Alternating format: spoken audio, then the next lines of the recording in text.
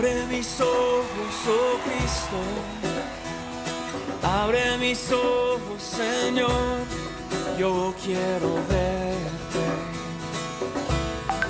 yo quiero verte.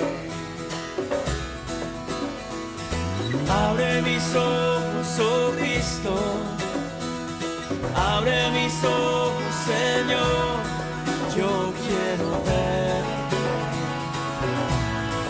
yo quiero verte.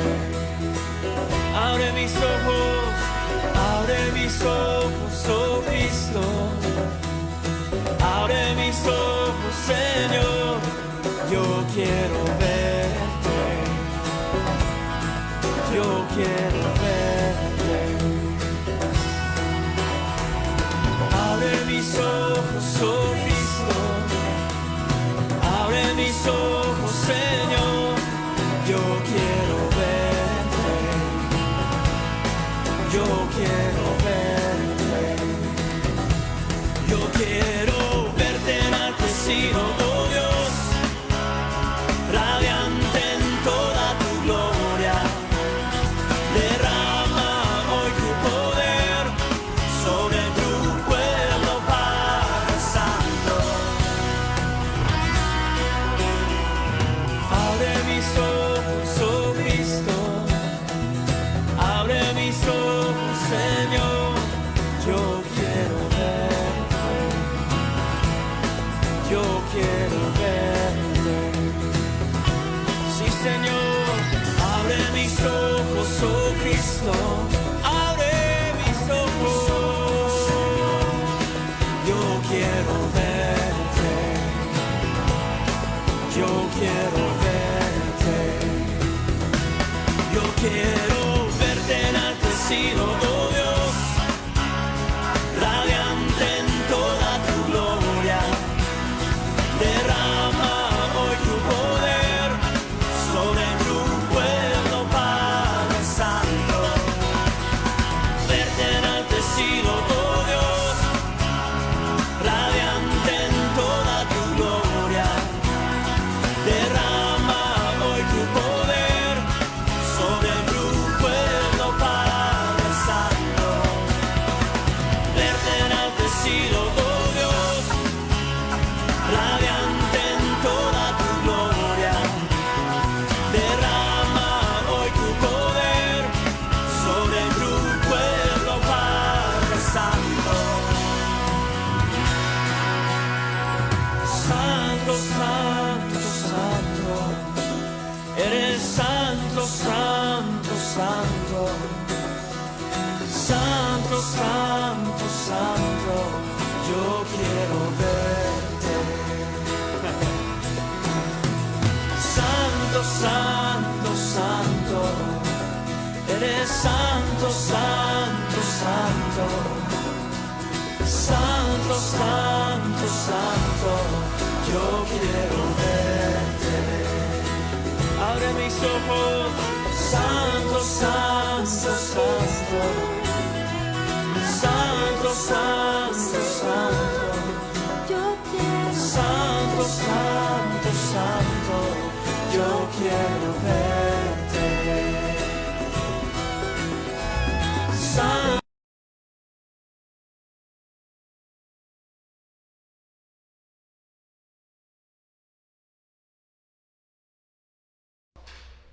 Hola, ¿qué tal? ¿Cómo les va, amigos? ¿Qué dicen?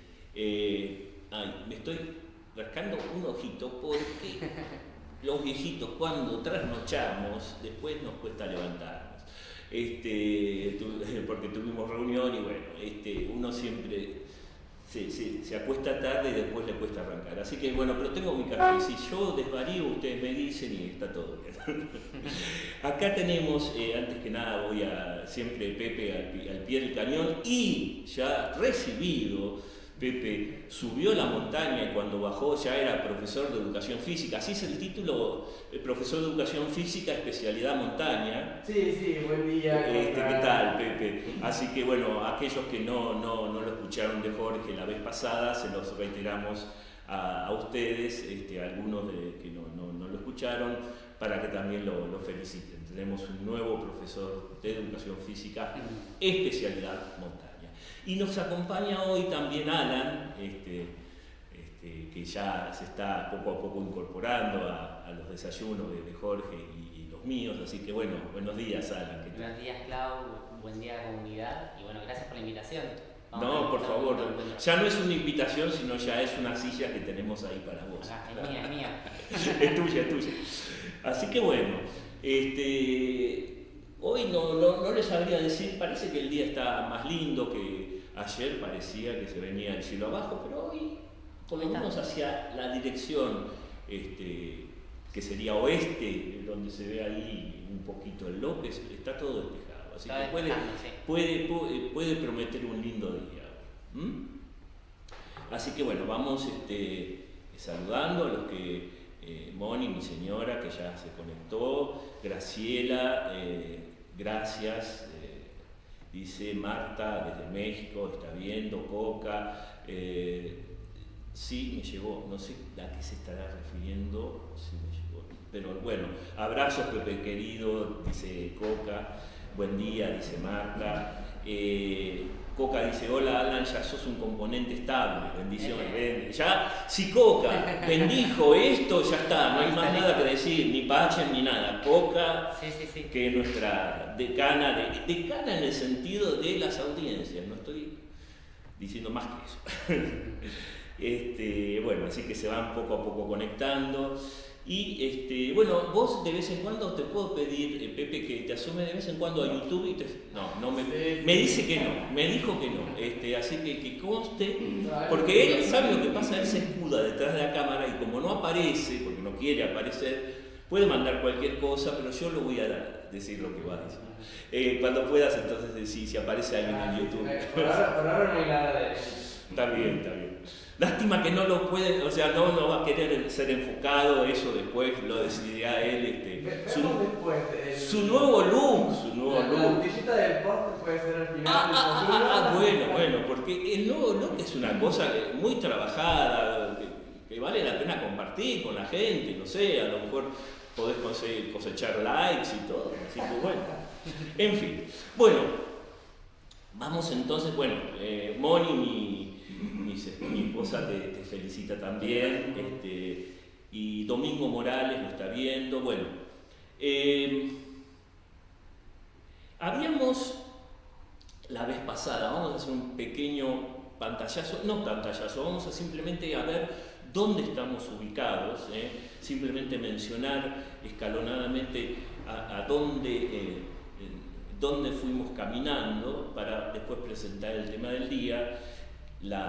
El ciclo que nos convoca, ¿no?, en estos días es la fe cristiana ante las religiones del mundo, con todo lo que eso significa de desafío, de las diferentes visiones sobre la fe, ¿no?, que tienen estas otras religiones hermanas, ¿no? Y habíamos empezado a hacer una introducción sobre el hecho religioso, antes de hablar de las religiones, tratar un poco de describir, más que definir, qué significa la experiencia religiosa, la religiosidad.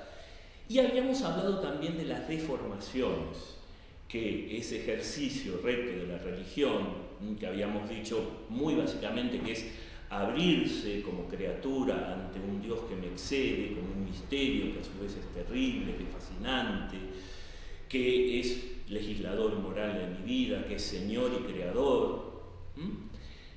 Y las deformaciones, respecto de eso habíamos empezado a mencionarlas, que tenía que ver con la superstición, con la magia, con la idolatría, que había sido nuestro último tema, como tal vez la máxima deformación.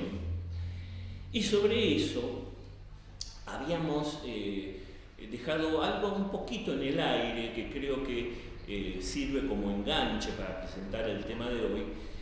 Y creo que es muy importante remarcar esto para también ahondar en la respuesta a nuestros hermanos separados cuando nos acusan de idólatras. Algo habíamos dicho, pero este concepto de la diferencia entre intercesión y mediación creo que vale la pena tenerlo claro, en cuenta. El intercesor es el que se dirige a alguien de mayor jerarquía que él. Esto lo vemos muchas veces en los evangelios. Ante Jesús intercede, por ejemplo, los amigos del paralítico, ¿se acuerdan? En la casa de Pedro. El centurión ante el esclavo enfermo intercede ante Jesús para pedir sanación. La cananea ante el hijo endemoniado también intercede. Y nada menos que la Virgen María, en el primer milagro de Jesús, en las bodas de Caná, intercede ante el Hijo para pedirle el milagro de la conversión del agua en vino. Entonces, son todos intercesores, son todas criaturas que interceden ante Dios, nuestro Señor, el Hijo encarnado en este caso, para pedir una sanación, un signo, un milagro. Por eso hay que tener muy en claro que Cristo es el único mediador. Todas las criaturas son intercesoras, santos, ángeles, la misma Santísima Virgen son intercesores. Solo Cristo es el único mediador. Y eso nos sirve también, un pequeño paréntesis, para ver que María, antes de opacar la figura de Cristo, nos sirve para dirigirnos mucho más seguramente, mucho más eficientemente para, digamos, terminar en sus brazos, porque es la misma Virgen María que intercede por nosotros para acercarnos a Cristo, no para opacar su figura como opinan nuestros hermanos separados, ¿no? Y hay una cuestión, ¿no?, que el otro día me marcaba Nati, que me parece muy interesante, ¿no? El hecho de que haya reclinatorios, acá también hay reclinatorios frente a veces a figuras de santos o de la misma Virgen, no nos tiene que hacer confundir. Nosotros podemos arrodillarnos y debemos arrodillarnos, pero nos estamos arrodillando ante Dios, no ante una criatura. Es decir, solicitando la intercesión de la Virgen o de algún santo, estamos adorando a Dios y estamos solicitando la intercesión de Dios, ¿sí? ¿Se entiende esto? Es decir, por eso es muy importante tener claro, y esto lo digo antes de ir al diálogo con las otras religiones, porque tal vez alguno me diga, bueno, ¿cuándo vamos a empezar a tratar concretamente las religiones, ¿no? Todas esas religiones que aparecen, si vieron en el logo, que vamos a presentar. Bueno, vamos a empezar con el judaísmo, nuestros hermanos mayores en la fe, como decía Juan Pablo II, pero yo estimo, que lo hablábamos con Alan antes de empezar este desayuno, que es muy importante, una vez que uno va al diálogo, va a presentar estas diferentes religiones, estar muy afirmados respecto a nuestra propia identidad. Hay que tener una capacidad de escucha, hay que descubrir las semillas del verbo, después vamos a hablar de qué significa eso, y los destellos de verdad, y valorar esos destellos que hay en todas las religiones históricas, por lo menos, no estamos hablando de sectas, pero primero afirmados en nuestra identidad y entendiendo lo que significa Jesucristo para nosotros, especialmente ante el diálogo con estas otras religiones, ¿no es cierto? Y por eso la pregunta fundamental que nos convoca, si todas las religiones son caminos válidos hacia Dios, ¿no? Y simplemente dos citas para empezar a abrir el juego de este desayuno de hoy, que es, como dice Timoteo, la primera carta a Timoteo, Jesucristo es el único mediador entre Dios y los hombres. Lo dice clarísimo en la primera carta de Timoteo. Y la carta a los Hebreos dice que es el sumo y eterno sacerdote, es uno solo.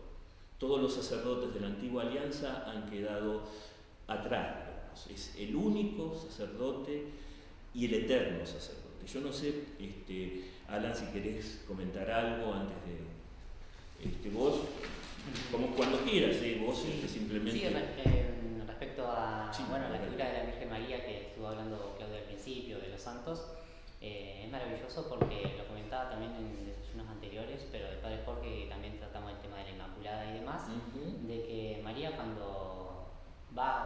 de su prima Santa Isabel, y Santa Isabel le dice: bendita eres entre todas las mujeres. María no se queda con ese elogio, con ese halago, con esa bendición, sino que inmediatamente aclama al Señor, lleva esa bendición a Dios, y ahí pronuncia el Magnificat. Entonces, esa es la actitud de María.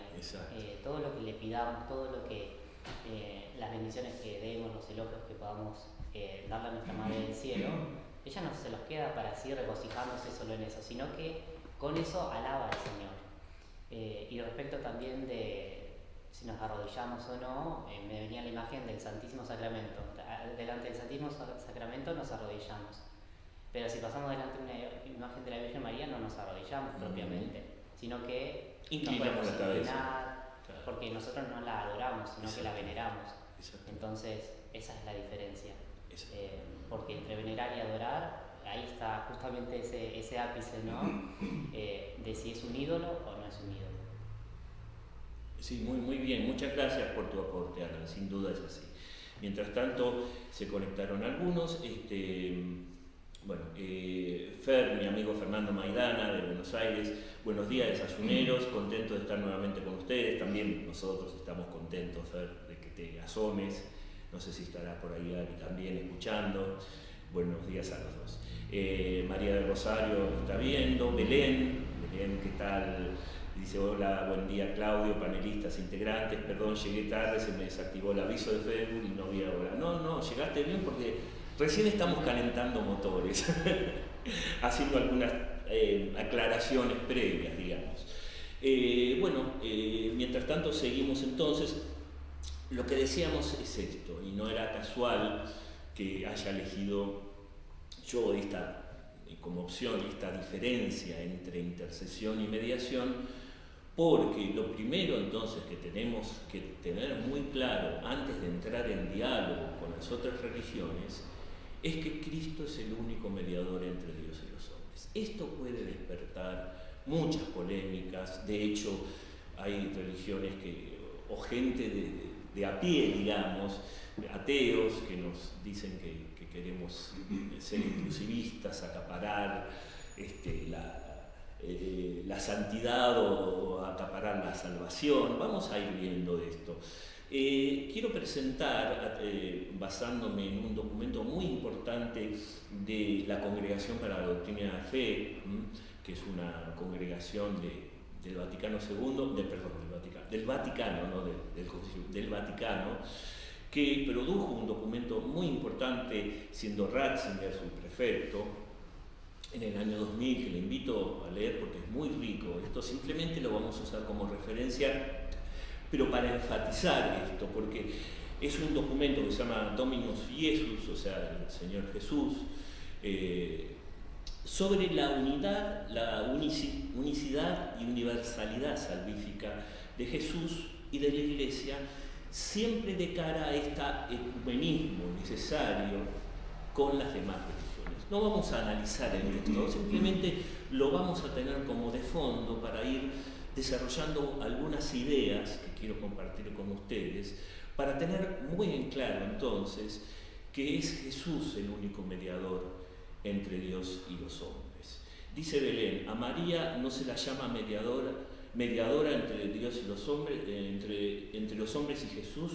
No es mediadora, es intercesora, y en todo caso se la llama medianera de todas las gracias. Y se usa ese término especialmente para no usar el término mediadora, porque solo Jesús es el único mediador, y por eso ese término de mediadora, pero si quieren, en estricto sentido de la palabra, es intercesora, porque es criatura, no es mediadora. Sí, Alan quería decir algo. Sí, Jesucristo mediador, quería hacer una consulta, ¿no? Está en que Jesucristo fue a la pasión, es decir, en su misión, en su ministerio, presenta justamente esa mediación. En cambio María no, es decir, a ella no la crucificaron en ese sentido, sino que Jesucristo como Cordero de Dios fue la víctima propiciatoria, y creo que ahí está como el punto central, ¿no?, de la pasión de Jesucristo, la mediación de Jesucristo. Entonces quería consultar si eso era San Claudio. Claro, exactamente.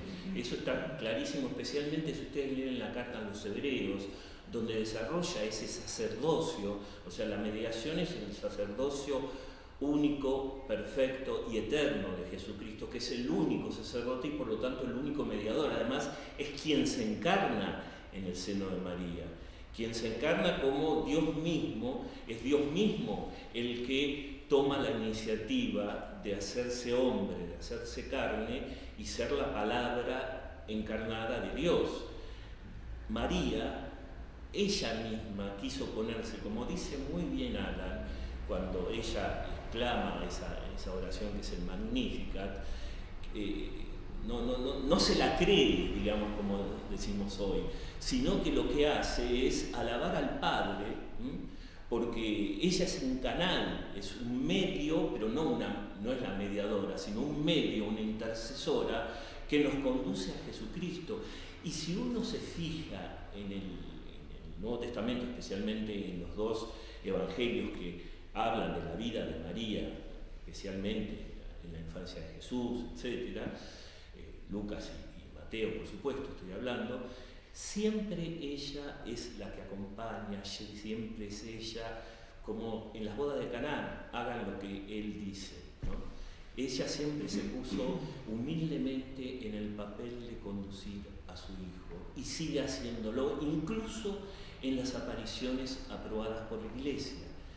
Ustedes fíjense que nunca se pone ella en el centro, siempre pide que eleven sus oraciones a Cristo a través de su propia persona, ¿no? Pero siempre todo tiene que conducir a Cristo. El Ave María conduce a Cristo y culmina en Cristo. Siempre ella quiere ser aquella que conduzca a Cristo, no es mediadora en sí misma, ¿sí? Gracias, Belén.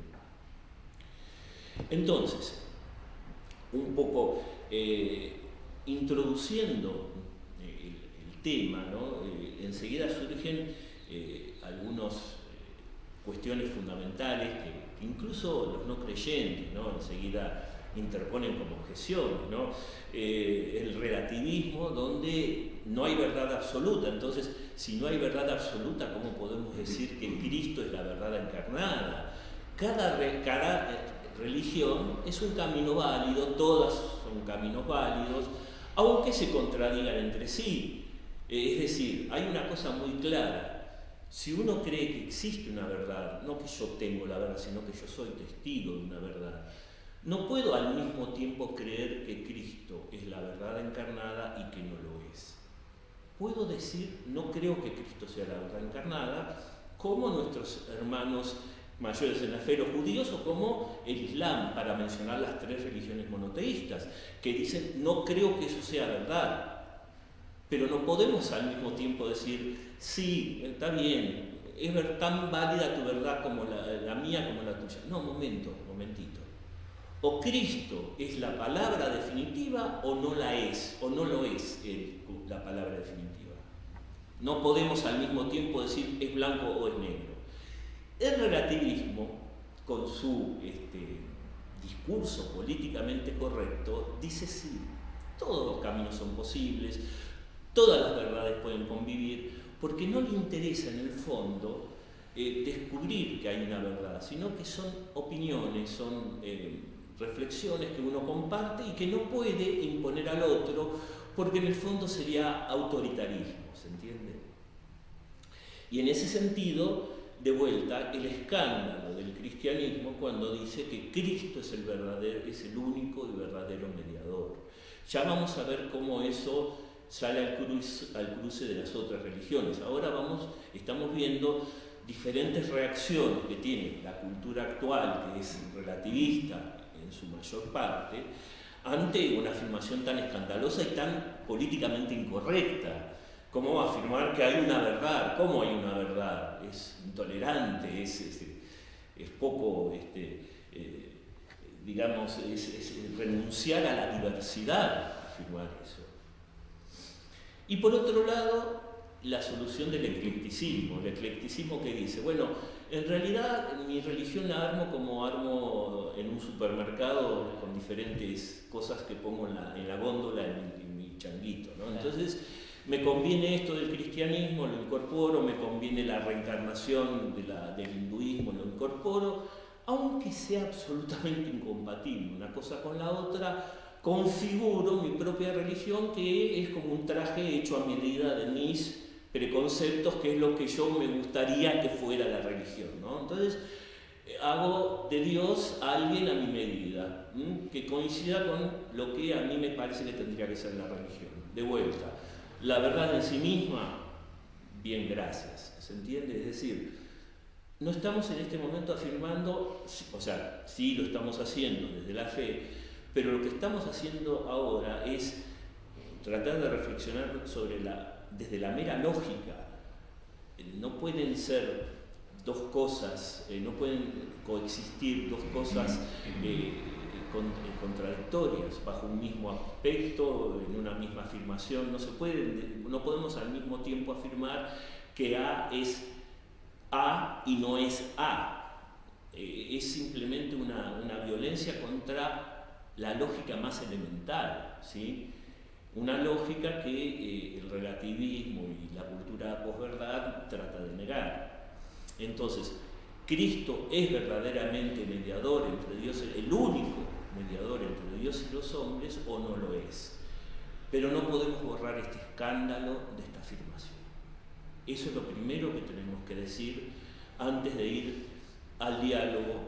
No podemos borrar esta pretensión escandalosa, lo cual no significa autoritarismo, lo cual no significa no valorar los elementos de verdad y de santidad que tienen las otras religiones. Pero no podemos renunciar a esto sin dejar de ser cristianos, ¿se entiende? Entonces, por eso lo primero que tenemos que hacer es, ante estas concepciones relativistas, sincretistas, tenemos que afirmar una vez más la unicidad y la universalidad de la salvación de Cristo. ¿Qué quiere decir eso? Cristo es el único mediador entre Dios y los hombres, el único, y todos los que se salvan, no estamos diciendo que fuera de la iglesia visible no hay salvación posible, eso se refirió muy bien ciertos documentos del Vaticano II, Lumen Gentium, Gaudium et Spes. Lo que estamos diciendo es que todos los que alcanzan la salvación, sea dentro o fuera de la iglesia visible, lo hacen siempre por la única mediación de Jesucristo. Si un hindú se salva, eso, también está el tema de recta conciencia, no vamos a meter en eso. Estamos diciendo que está la posibilidad de que todos los hombres alcancen la salvación, y lo dice claramente el Vaticano II. Pero si alcanzan la salvación es a través de la mediación de Cristo. Como todos los justos del Antiguo Testamento que no llegaron a ver a Cristo en vida, también se salvan en virtud de la única mediación de Cristo. Entonces, Cristo es el único mediador y universal mediador. Es decir, nadie alcanza la salvación si no es a través de Cristo. Ni siquiera el caso, por ejemplo, tan triste y tan difícil de discernir como los bebés que mueren sin bautismo o fruto de un aborto. También ellos se salvan, la Iglesia confía que alcancen la salvación, y es siempre a través de Jesucristo. Entonces esto espero que quede claro, ¿sí? Cuando la Iglesia proclama esta verdad para todos, digamos. Esto yo creo que tenemos que considerarlo muy, muy firmemente antes de entrar en diálogo, porque si no podemos perder nuestra identidad, ¿sí? No se trata de ser autoritarios, siempre lo que yo digo, somos testigos de la verdad, no somos dueños de la verdad. Si creemos que somos dueños de la verdad, empezamos a predicar un Jesucristo que es a nuestra escala, porque somos los dueños y los administradores de Jesucristo. En la medida que entendamos la Iglesia, ¿no? La Iglesia, el magisterio, nosotros, los catequistas, todos, que lo que somos es testigos, y por eso tenemos que ser discípulos, misioneros, testigos, no dueños, en esa misma medida no somos dueños de ninguna verdad. Simplemente queremos compartir ese testimonio y que los demás también accedan a ese testimonio. Siempre, Alan, vos si querés agregar algo. Creo que esa es la alegría del Evangelio que habla el Papa Francisco.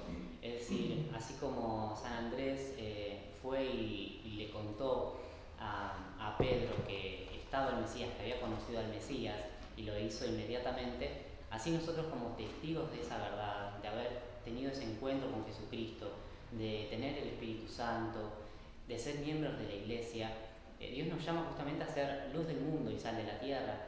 Entonces, siempre digo, tal vez nosotros no tengamos como en mente evangelizar constantemente, ¿no? Pero cada una de las acciones que podamos hacer, tal vez ni cuenta nos damos de lo que decimos o hacemos, pero que sea siempre para mayor gloria de Dios, para que todo lo que podamos hacer justamente manifieste la gloria de Dios. En ese sentido de que el Evangelio transforma la vida. Y esto es lo que decía Claudio de Jesucristo como camino, como verdad, como vida, es fundamental, porque cada persona tiene un alma inmortal, y ese alma inmortal tiene que descansar en Dios. Y Dios no se alegra justamente en las personas que se condenan, sino que se complace en las que se salvan. Y Jesucristo nos dice, vayan y evangelicen, lleven la buena nueva a todos los pueblos y bautícenlos en el nombre del Padre, del Hijo y del Espíritu Santo. Entonces, no es algo que nosotros podamos callar justamente, sino que nosotros tenemos que proclamar esa buena nueva, porque si nos callamos y demás, bueno, cuando estemos en presencia de Dios seguramente tendremos que rendir cuenta de aquello. Y bueno, volviendo un poquito a lo que decía Claudio, de que la verdad de Jesucristo, ese escándalo de la cruz, nos interpela profundamente, porque el momento de la conversión es un momento que cambia rotundamente la vida. Es decir, de estar anclados en el pecado, de estar jugando, de complaciéndonos, o de estar encadenados justamente en las manos de Satanás y demás, al momento del bautismo como que se rompe justamente ese, se limpia, se borra el pecado original, y somos de hecho una nueva criatura en Cristo Jesús. Entonces, esa transformación no es algo indiferente, no es algo como, bueno, si el otro tiene a Jesús, que lo tenga, si el otro no lo quiso aceptar, que no lo acepte, bueno, que hagan lo que quieran, ¿no? En definitiva, pueden hacer lo que quieran porque tienen la libertad, Claro. pero nosotros tenemos que proclamar esa verdad. Claro. Simplemente eso. Gracias, Alan, gracias. Acá mi señora me escribe algo que me había preguntado personalmente y yo pedí que lo compartiera con ustedes, ¿no? Que es una pregunta que yo creo que muchos se hacen, que es la siguiente: ¿por qué el cristianismo tiene que ser mejor o más importante que el resto? Una pregunta, digamos, muy crucial, ¿no? A ver, no se trata en todo caso de que sea una mejor religión, no se trata que sea más importante en cuanto a jerarquía, ¿no? Yo creo que son categorías que a lo mejor tienen más que ver con una visión donde, como en nuestra sociedad hoy en día, se ofrecen diferentes productos. Claro. Entonces, cuando uno va al supermercado, ve a ver cuál es el mejor producto, el que tiene más calidad, el que tiene más relevancia, más nutritivo. A ver, es mucho más escandaloso que eso. No es simplemente el hecho de elegir el mejor producto, es proclamar algo que en verdad es muy escandaloso. Que no se trata de ser mejor, no se trata de tener una jerarquía superior en un mercado de religiones. Se trata, como digo, y no podemos renunciar a esto porque a veces incluso da vergüenza decirlo, se trata de algo que somos testigos. Nos pueden decir, bueno, si vos hubieses nacido en la India, hubieses pensado otra cosa. Sí, también aquel que lo dice, desde su ateísmo, si hubiese nacido, qué sé yo, en la España medieval, también habría sido creyente. Entonces, tampoco sirve ese argumento porque, por supuesto, uno es hijo de su cultura. Pero el tema aquí fundamental es tratar de ver si podemos romper esa barrera del relativismo. Sí. Es decir, más allá de este escándalo que estoy diciendo que no se trata de elegir el mejor producto en un supermercado, estoy diciendo que estamos siendo testigos de que Cristo es el único mediador entre Dios y los hombres. Si esto es verdaderamente así, no se trata de ser mejor o peor. Moralmente podemos ser pecadores, y de hecho lo somos, pecadores. Moralmente la Iglesia tiene luces y sombras, es santa y pecadora. No nos hace mejor per se. Nos permite un montón de regalos que son los sacramentos, las palabras, el ver a Cristo en los demás. Hay un montón de dones que podemos disfrutar siendo cristianos y dar, por supuesto, ese testimonio a los demás. Pero una vez más, o Cristo es el único mediador o no lo es. Tenemos muchas razones. Primero, ese camino que yo hablaba que proporciona esto que se llama la apología, donde podemos ver razones que pueden apuntar a nuestra inteligencia, razones que nos hacen ver la profunda armonía de todos los dogmas de la fe, la credibilidad del Nuevo Testamento, la credibilidad de la resurrección de Cristo, el hecho de la misma existencia de Dios a través de las 5 vías de Santo Tomás, del principio antrópico, del principio de la moral que tenemos en nosotros, para después llegar a esa plena expresión preparada en todo el Antiguo Testamento con el admirable testimonio de los profetas que tan bien anunciaron a Cristo. Todas cuestiones que pueden apuntar a nuestra inteligencia antes del salto de fe. Ver la profunda coherencia, la profunda belleza, la profunda complementariedad del cristianismo con nuestros más profundos interrogantes, con nuestros más profundos anhelos. Cómo el cristianismo, lejos de las caricaturas que nos vendieron muchas veces, humaniza profundamente al ser humano. Y no solamente lo humaniza, lo lleva hasta más allá de sus capacidades, lo que llamamos nosotros la santidad, a través de la acción sobrenatural del Espíritu Santo. Son cuestiones que hay que dar de alguna manera respuesta desde una actitud escéptica, donde a lo mejor uno puesto en el mercado, entre comillas, de la religión, se tiene que preguntar. Ya le digo todas estas preguntas, desde el orden del mundo, la existencia de la moral, la profunda credibilidad de los testimonios de la resurrección de Cristo, la belleza del cristianismo, la coherencia y la profunda validez de la predicación de Cristo, que hasta el día de hoy en todas las culturas, en todos los lugares sigue siendo válida, más allá de la cultura, sigue transformando, sigue produciendo santos y mártires. Preguntas que hacen falta responder, como desde los primeros cristianos, esos apóstoles que estaban encerrados y con miedo salieron a sacrificarse por Cristo desde su aparición, desde su manifestación resucitado, hasta toda la cantidad de testimonios de santidad y de martirio de toda la gente que fue transformada por Cristo y que cambió y se convirtió, ese es el término, ¿no? Y los convertidos anónimos, los escépticos que fueron testigos de los milagros, por ejemplo, de Lourdes, y se convirtieron. Hay muchísimos testimonios previos al salto de fe. Pero una vez que hacemos el salto de fe, la misma vida de la gracia, en la medida que podamos abrirnos a Dios, nos va afirmando y nos va mostrando que Cristo verdaderamente actúa y nos transforma en la existencia.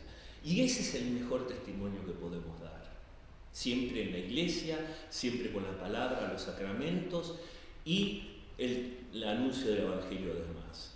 Eso es, digamos, los mejores signos que nosotros podemos atesorar para creer, porque se trata de creer como don del Espíritu Santo, que Cristo es el único camino. Ya vamos a ver inmediatamente que eso no significa establecer un muro con las otras religiones de luz y oscuridad. Dios nos salve de eso, ¿sí? Porque sería convertir a la iglesia en un club de salvados o un club de virtuosos y nada más lejos de la verdad. No sé si vos querías agregar algo, no sé si levantaste la mano. No, siempre me acomodo los lentes, entonces levanto No, está bien. pero Sí. sí, es así la iglesia, es decir, Jesucristo vino para los enfermos. Es decir, nosotros si estamos ahora acá escuchando la palabra de Dios, si hemos sido bautizados y demás, es por gracia de Dios. Yo siempre estoy como sumamente agradecido porque puedo contemplarlo, porque sé que muchas personas tal vez no lo hacen, y más en la cultura de hoy en día, como decía Clau, que es relativista, donde tenemos tantas opciones para elegir hecha a nuestra medida. Es sumamente importante justamente encontrar esa verdad, ese camino. Y bueno, simplemente eso, decir que estamos acá con la palabra de Dios y que estamos acá justamente por la misericordia de Dios. Y me estaba acordando más que nada de eso, de que Jesucristo vino para los enfermos.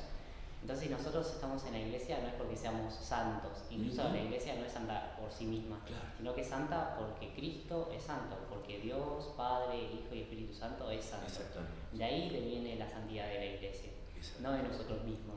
No es Clau es santo por sí mismo, Pepe es santo por sí mismo. Estaríamos perdidos. Aquí lo tenemos a San Juan Pablo II, no es santo por sus propias fuerzas, Exacto. sino que es santo porque, bueno, lo decimos en la misa, Dios es fuente de toda santidad. Entonces, cuando unimos lo que decía Claudio también, de el salto de fe junto con la voluntad de Dios, cuando se une todo eso, es que uno, al estar justamente siguiendo la voluntad de Dios, es que se va santificando día a día. Y cuán importante es santificar el trabajo diario, las actividades que se puedan hacer. Y como decía antes, que por medio de esas obras se glorifica al Padre que está en los cielos. Pero simplemente eso, saber que nosotros no somos sanitos o santos, sino que estamos necesitados de Dios. Esa es como nuestra posición, ¿no? De, como dice el Salmo, como la sierva sedienta busca la corriente de agua, así suspira mi alma por ti, mi Dios. Esa es como, o por lo menos así es como lo veo yo, ¿no? Como necesitados de Dios. Es el camino también que eligió San Agustín. Nos hiciste, Señor, para ti, y nuestro corazón estará inquieto hasta que no descanse en vos, ¿no? Sin duda, gracias, Alan. Acá, claro. Belén... Sí, voy a hacer un comentario. ¡No! No, va con comentario en realidad, y no sé si estará escuchando bien, porque me dejo, pero creo que sí. Hablando salta, sí. En realidad, no, preguntarte o cómo traer a colación el tema también que últimamente se está hablando sobre la sinodalidad, ¿no? Cómo se compatibiliza con esto de las distintas religiones o de lo interesante que mencionabas recién, esto de ser testigos de la verdad y no dueños de la verdad, ¿no? Que quizás, por lo menos, no es que sea un experto en el tema, pero me entiendo que la sinodalidad justamente lo que plantea es como abrir un poco el juego donde puede haber variedad de perspectivas, pero la verdad sigue siendo la misma, ¿no? Entonces, pues está bueno esto de mencionar o recalcar lo de los testigos de la verdad. Si fueran dueños de la verdad, sería una única manera y punto. Claro. En cambio, creo, por eso un poco a modo de pregunto, que puedas ampliar, que seguramente sabes mucho más, sobre la sinodalidad, qué implica y qué significa y qué gracias puede traer el trabajar este concepto, ¿no? Claro, gracias Pepe, en serio, gracias. Yo creo que la sinodalidad que ahora está pasando por una etapa de escucha que es muy necesaria, porque lo primero que tenemos que hacer es escuchar la realidad, tiene que culminar necesariamente, no es mi opinión, no, es la razón de ser de la Iglesia, perdón, me corrijo, no es mi opinión, humildemente lo digo, lo dicen los documentos del magisterio, la razón del ser de la Iglesia es anunciar el Evangelio. De manera que esta primera etapa que es necesaria, que nos ayuda a purificarnos, siempre tiene que terminar, no simplemente en sentarnos a escuchar y nada más, o acompañar y nada más, sino también anunciar.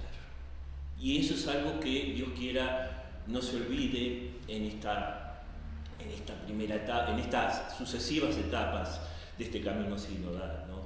Que la razón de ser de la Iglesia es predicar, es anunciar el Evangelio, como decía Pablo, ay de mí si no predicar, ¿no? De modo que, este diálogo, esta escucha, no tiene que hacernos perder nuestra identidad, ¿no? No sé si con eso estoy contestando, pero por supuesto que este camino sinodal, que es necesario, que es un clamor de la Iglesia, porque son nuevos tiempos y tenemos que escuchar las diferentes realidades. Al mismo tiempo que escuchamos esas realidades, no podemos por un discurso políticamente correcto fundirnos con esas realidades, identificarnos con esas realidades para quedar bien. ¿Quedar bien qué significa? Significa que hay veces que hay que anunciar esto para escándalo de algunos y aunque nos critiquen y nos tilden de intolerantes. Lo cual no significa, repito, hacer, y en esto ahora voy a referirme brevemente a esto, dividir al mundo entre creyentes y no creyentes, un muro de oscuridad y de luz según la Iglesia o no la Iglesia. Si cayéramos en esto, ¿qué pecado tendríamos? Porque no estamos haciendo el camino a Jesucristo. Pero, un poco redondeando lo que pregunta o lo que comenta Pepe, no podemos olvidarnos de nuestra identidad, hacer este camino, porque tiene que terminar este camino en el anunciar algo que el mismo San Pablo dijo que es escándalo y es locura, que es la cruz, y que esa cruz que empieza en la encarnación. No podemos renunciar a eso, ¿sí? Acá Belén dice algo muy interesante, tal vez muy en sintonía. Pregunta Belén, la fe es un don de Dios, sin lugar a duda, estamos de acuerdo. El que no cree, y después dice sí, no el que no quiere creer, el que no cree, ¿es porque no recibió ese don? A ver, creemos, la Iglesia, mejor dicho, cree firmemente que el don de Dios es ofrecido a todos los seres humanos. El don de la fe es ofrecido a todos los seres humanos sin ninguna excepción. En algún momento de la vida Dios ofrece ese don.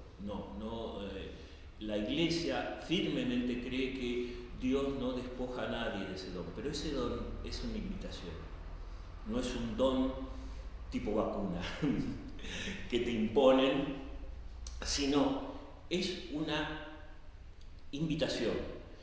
La lógica de Dios es la lógica de la amistad, y para que ese don fructifique tengo que aceptarlo. De la misma manera que no puedo ser amigo de alguien de previo. De manera que Dios, siendo infinitamente grande, eterno, todopoderoso, eligió para entrar en relación con nosotros, pobres criaturas, la lógica de la amistad. Otro escándalo más, si quieren, ¿no? Y esa lógica de la amistad implica nuestra libre aceptación, como María misma tuvo que aceptar libremente que el Espíritu la fecundara. Si María hubiese dicho que no, Cristo no se encarnaba en el seno de María. De la misma manera, Dios ofrece a todos ese don, pero nosotros tenemos que decir que sí para que ese Espíritu también nos fecunde a nosotros con el don de la fe. No sé si con eso contesté.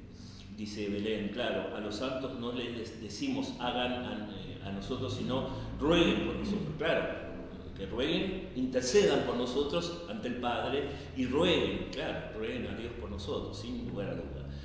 Fer, mi amigo, dice, ¿no somos muchos cristianos como una mala publicidad para la Iglesia Católica? Sí, esa primera parte. ¿Mal testimonio? Claro. Lo que se llama el antitestimonio, por supuesto que sí. Sigue diciendo, como decía aquel filósofo, si yo les vi la cara de redimidos, sí, Nietzsche decía justamente, si yo viera en los cristianos una cara de redimidos, creería un poco más en el Dios de Jesucristo. Sin duda alguna, Fer, nosotros mismos no dejamos que ese espíritu fructifique, porque una cosa es estar bautizados y otra cosa es permitir que la gracia actúe en nosotros, ¿no? Y eso es un trabajo de conversión continuo, ¿no? Estar bautizados es la puerta de entrada a todos los bienes que tiene la Iglesia. Primero es el perdón del pecado original, sus consecuencias, el acceder a la vida sobrenatural de la gracia, con los sacramentos, con la palabra, aprender a ver al otro, a Jesucristo en el otro, etc. Y cierra Fer, a ver, vemos a muchos budistas, hinduistas o de otras religiones con cara de felices que da la impresión que están en el cielo. A ver, hay diferentes tipos de felicidades. Yo me acuerdo, por ejemplo, el libro de Hermann Hesse, Demián,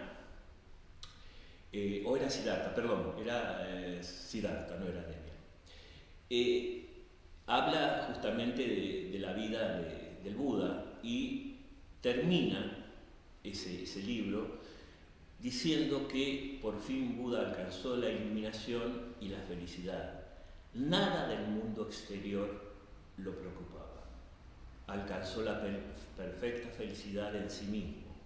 Bueno, eso no es la felicidad cristiana. Hay muchos que pueden ser felices porque alcanzaron un cierto equilibrio, pero sin interesarles el mundo. Bueno, tiene que ver mucho con el modo de entender el mundo que tienen estas religiones orientales, ya vamos a hablar de eso. Eso también es un tipo de felicidad, es una felicidad que se logra huyendo del mundo. Otra felicidad que se logra huyendo del mundo es aquel que es feliz porque está, no sé, apostando en un casino rodeado de chicas que les interesa que gane mucho, así también participan de eso, etc. El poder puede darme una felicidad ilusoria también. Son felicidades que, si uno se compromete con el mundo, si uno no considera que el mundo es ilusorio, sino que uno quiere vivir en el mundo, son felicidades que desaparecen, son felicidades que no perduran. También creemos, otro escándalo si quieren, que la verdadera alegría, la verdadera felicidad si quieren, es la alegría, el gozo cristiano, que es alcanzar nuestra plena estatura como santos, así como Dios nos pensó al crear. Y esa es una verdad, es una alegría, una felicidad que nadie nos puede arrebatar. Las otras felicidades, a lo mejor vienen alguna andanada, algún problema, bueno, estamos en pandemia, ¿cuántos deprimidos hay? No digo que nosotros también caemos en eso, pero tenemos razones muy fuertes y muy arraigadas para confiar y mantener esa alegría a pesar de esos infortunios, ¿no? Entonces, yo diría, Fer, que hay muchos tipos de alegría, que hay que saber discernir entre esas alegrías cuáles son las que arraigan en lo profundo y cuáles son las que son solo manejadas superficiales, ¿no es cierto? No sé si vos querías compartir algo. Sí, Siddhartha de Hermann Hesse confirma Coca, sí, por supuesto. Y dice Marta, mucha gente no conoce nuestra religión o no nació en ella, sí, y por eso la urgencia de la evangelización. Tanta gente que no oyó hablar de Cristo o que practica otra religión. Por eso el mandato misionero, no se derogó el mandato misionero de Cristo, ¿no? Vayan y hagan discípulos a todas las naciones, anunciando el Evangelio a toda criatura. Se está refiriendo a esto, ¿no? Belén dice, no importa la cara, yo tuve un profesor japonés que explicaba que ellos nunca pierden la sonrisa porque significa dignidad. Y ante nadie, aunque los insulte, le demostraba una pérdida de dignidad. Bueno, eso es verdaderamente algo muy digno y está entre las cosas que nosotros decimos que son verdaderos destellos de verdad. Esto de ninguna manera podemos decir que es una actitud superficial, es una actitud muy profunda y es una de las semillas del verbo de Cristo, sin lugar a duda. Ya vamos a hablar de eso, pero esto lo que decía tu profesor, no es una sonrisa de lo que se llama el hombre líquido o el vendedor que siempre está sonriendo como en telecompras para que compre su producto. Es una sonrisa arraigada en la dignidad del individuo, sin lugar a duda, por lo que vos describís. Y eso es una semilla del verbo. Para adelantarme, después vamos a seguir porque no vamos vamos a tener tiempo ahora. La semilla del verbo es un concepto que desarrolló San Justino, un mártir, padre de la iglesia del siglo II, que decía justamente en esa época que la iglesia estaba siendo perseguida, que decía que a pesar de eso, que los cristianos tenían que asumir todo lo bueno que tenía esa cultura. Fíjense qué pensamiento revolucionario en medio de las persecuciones, en medio de un imperio romano que lo perseguía. Y sin embargo, San Justino es uno de los tantos padres que ayudó a integrar lo bueno que había de la filosofía griega en la fe. ¿Por qué? Porque decía que Cristo no era una verdad dicotómica que está en la iglesia o no está en absoluto. Sin duda, la plenitud de los bienes de Cristo lo disfrutamos dentro de la iglesia. Ya vamos a hablar de eso. Porque Cristo, como único mediador, quiso manifestarse a través de la iglesia, sin lugar a dudas. Pero eso no significa que fuera de los muros de esa iglesia no encontremos elementos de santidad y de bondad, como aquellos que acaba, por ejemplo, de mencionar Belén. Este profesor japonés que según lo que ella explica, no es que sonreía con esa sonrisa tonta de los vendedores que nos quieren vender cosas con brillar en telemarketing, sino que estaba arraigada en una dignidad personal propia. Bueno, eso es una semilla del verbo. El no dejarse llevar, el poner la otra mejilla, el no dejarse llevar con el insulto, eso es una semilla del verbo. Después vamos a hablar, el mismo Vaticano habla, por ejemplo, de la misericordia que muestra, por ejemplo, el budismo que ni siquiera es una religión, y sin embargo tiene un gesto de misericordia. La devoción, la oración, para no hablar de nuestros hermanos mayores en la fe, semillas del verbo que hay en todas partes, que hay que recoger. ¿Y qué es lo que hacen esas semillas del verbo? Dicen, son preparación para el Evangelio. Pueden conducir a esa gente de buena voluntad a ponerse en camino a descubrir la plenitud de la verdad que subsiste en la iglesia. Pero no es que fuera de la iglesia hay oscuridad.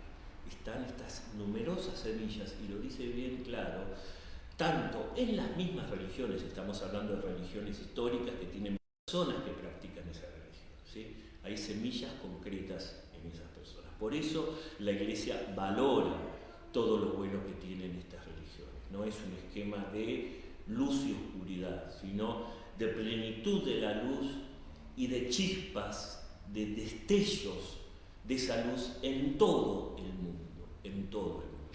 que conducen a la iglesia no porque la iglesia se ponga en el Olimpo, sino que Cristo es el único mediador y quiere estar presente plenamente en esa iglesia que es santa y pecadora, y no es más santa que a lo mejor muchos personas de buena voluntad que pueden salvarse antes que nosotros, que nos creemos santos y podemos frustrar nuestra salvación eterna. No sé si Alan quería, decir algo, ¿no? Sí, cuán importante es, bueno, volviendo al testimonio que estaban comentando justamente en los comentarios, cuán importantes son las obras de misericordia, porque a veces decimos, bueno, porque el llamado que Dios nos hace es vivir en santidad, y cuando vemos a los santos, justamente son santos o son elevados a los altares, y cuántos más habrá que no están como oficializados, ¿no? Son justamente porque llevaron las virtudes al estado heroico. Entonces ahí se manifiesta la santidad, ¿no?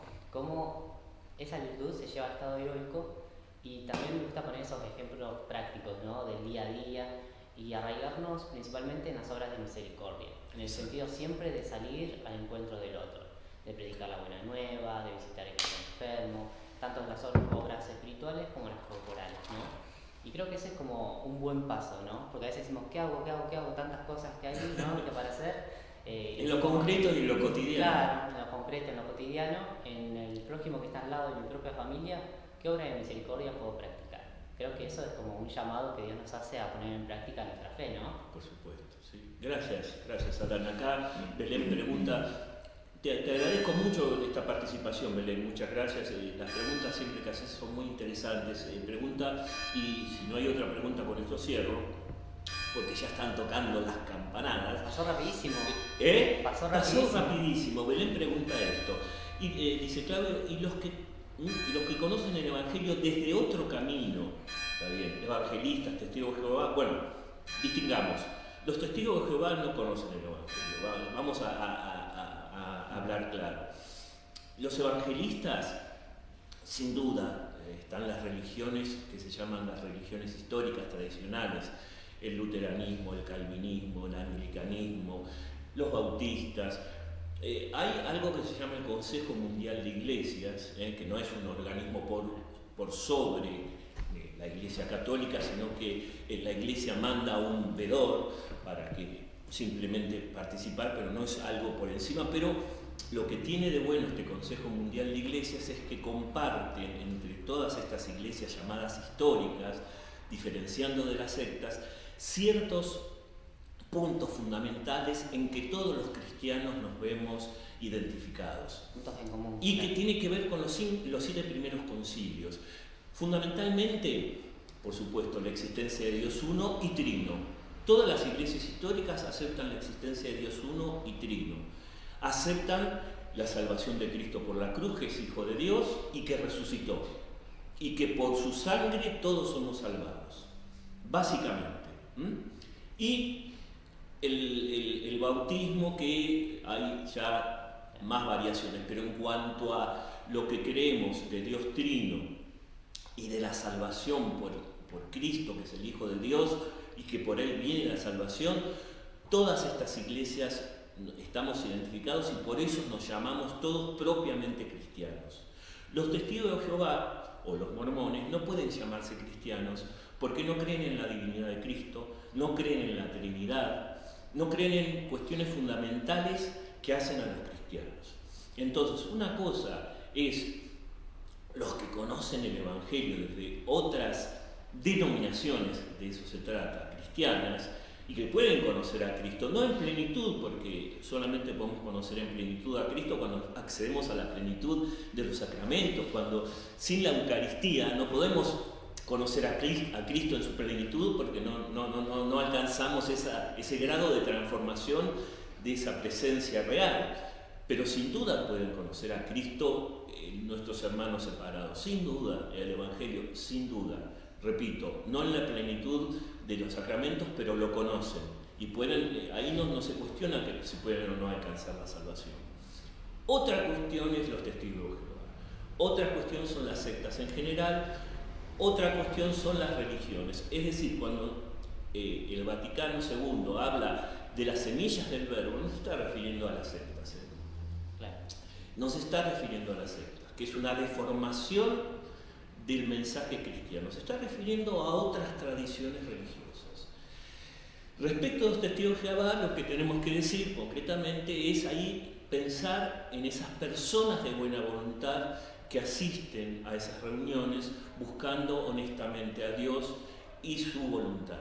Si esa persona es de buena voluntad, aunque estén condicionadas por esas sectas que no son cristianas, bueno, en la medida que se abran a la buena voluntad de tratar de seguir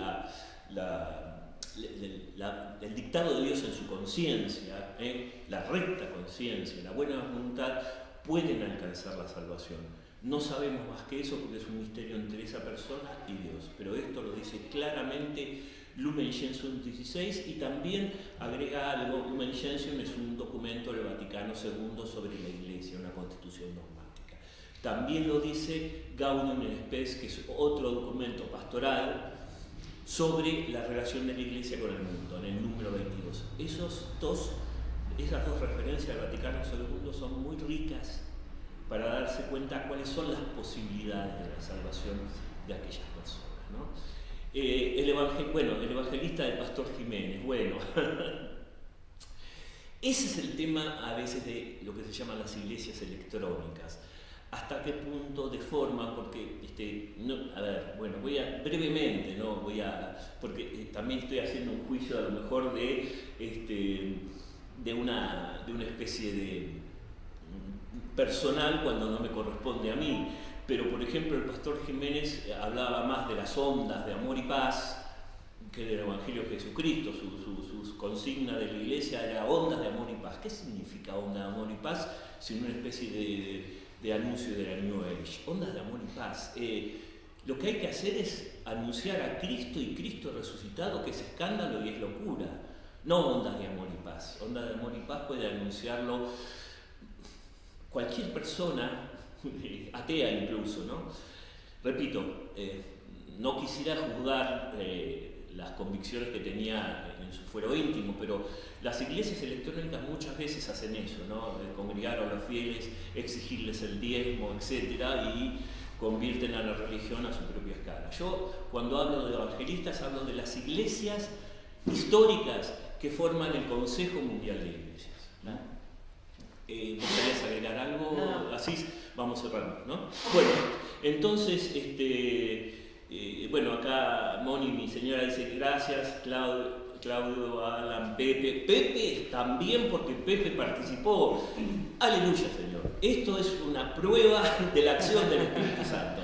Muy interesante la charla, dice. Hay un comentario en YouTube, está bueno mencionarlo, sí, de Robert Guzmán Arellano. Sí, es un amigo que antes iba al centro atómico, si lo conocía. Que dice, la creencia es tan diversa porque creo que no es objetiva, sino subjetiva, relativa, depende de tu punto de vista. Sin embargo, las acciones pueden ser evaluadas y creo que en ellas está la verdad. A ver, si las acciones pueden ser evaluadas, es porque pueden ser evaluadas contra un criterio objetivo. Si fuera todo subjetivo, las acciones no podrían ser evaluadas. Como vos decís en tu última parte, querido Robert, si las acciones son posibles de ser evaluadas, solo son posibles de ser evaluadas porque hay una verdad objetiva. Si no, no pueden ser evaluadas, si no todo se queda en la escala del relativismo de las opiniones de cada uno. Porque hay una verdad objetiva, y en esa segunda parte lo admitís, es que las acciones morales pueden ser evaluadas. Si no hubiera una verdad objetiva, que en el fondo no es simplemente una cosa difusa, sino que es Cristo encarnado, que es palabra del Padre, ¿cómo podríamos evaluar más allá de las opiniones y de las apetencias? Claro. Sería todo relativo, pero vos mismo lo estás admitiendo. Si pueden ser evaluadas es que hay una verdad objetiva. Gracias, Robert. Bueno, entonces muchas gracias por la participación. Tengo una duda. ¿Alguien hurtó mi diamante? Me quedé solo con los quilates. Sí, hay como un signito pesos, o 5, dice, no sé, estoy medio chicato porque no me puse los Creo que faltó un par de veces y ya ahí el Claro, porque es más, no quiero sembrar cizaña entre ustedes, que son amigas con Belén. Belén tiene un diamante ahí. Acá vos, Coca, no tenés un diamante, no sé qué es esto, pero Belén tiene el diamante. No lo hagamos cargo de lo que En el fondo, ¿saben qué? Queridas amigas, yo francamente no sé qué significan esos iconos, así que no les podría decir. Gracias por todo, hermosa charla, una pena las campanas, gracias, dice Marta, Belén, yo pago, jaja, Coca se ríe. Muchas gracias por la participación, en serio, de corazón. Gracias, Alan, gracias, Pepe, además de manejar por tu aporte tan bueno. Y nos vemos el jueves que viene, si Dios quiere. Gracias. Chau, chau, adiós, bendiciones.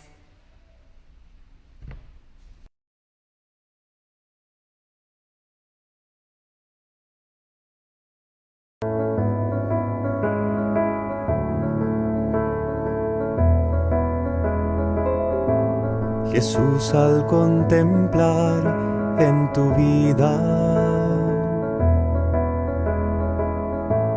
el modo que tú tienes de tratar a los demás, me dejo interpelar por tu ternura, tu forma de amar nos mueve a amar. Tu trato es como el agua cristalina que limpia y acompaña el caminar. Jesús, enséñame tu modo de hacer sentir al otro más humano, que tus pasos sean mis pasos, mi modo de proceder.